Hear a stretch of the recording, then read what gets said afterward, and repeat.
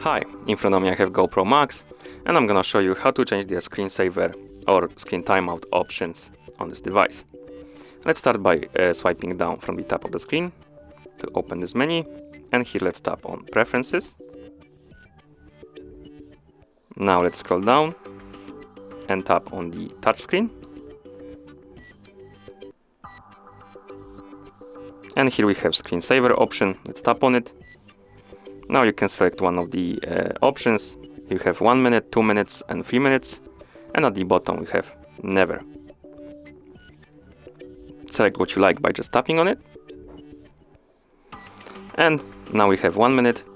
And what it means is basically that the screen will turn itself off after 1 minute of inactivity. And that's how you change the screensaver settings on this device.